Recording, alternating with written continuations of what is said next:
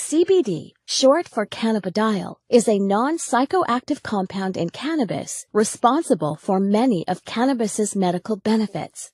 On the other hand, THC, short for tetrahydrocannabinol, is the psychoactive compound in marijuana that causes the high associated with cannabis use. They are two completely separate cannabinoids, which are a class of chemical compounds that interact with special receptors in our body called cannabinoid receptors.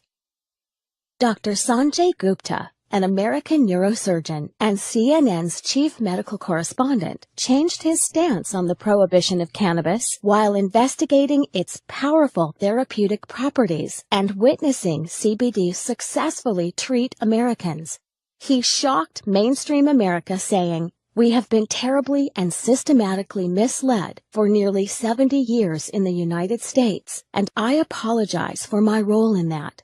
Through Dr. Gupta's review of the history of cannabis, he found that it has been a legitimate medicine for at least 3,000 years.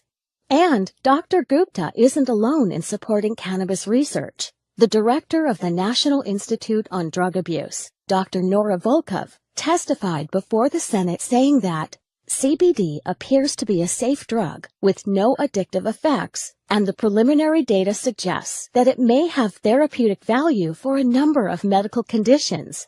Research has shown that CBD can influence many conditions and bodily functions, including inflammation, neuropathic pain, autoimmune disease, energy regulation, metabolism, reproductive function, appetite, depression, anxiety, and even cancer. But how can one cannabinoid affect so many bodily processes without causing adverse side effects? The answer lies in our biochemistry, the natural intelligence of the body. We have naturally occurring cannabinoid receptors all over our body that interact with CBD. We have these receptors because our body is constantly making its own cannabinoids.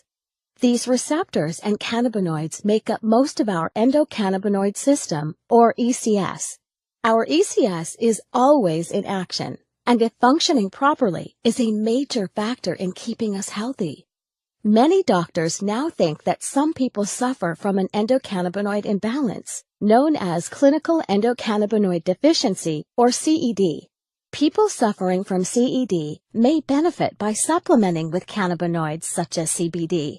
CBD is the most abundant cannabinoid in hemp, a cannabis crop the federal government allowed individual states to legalize in the 2014 Farm Bill.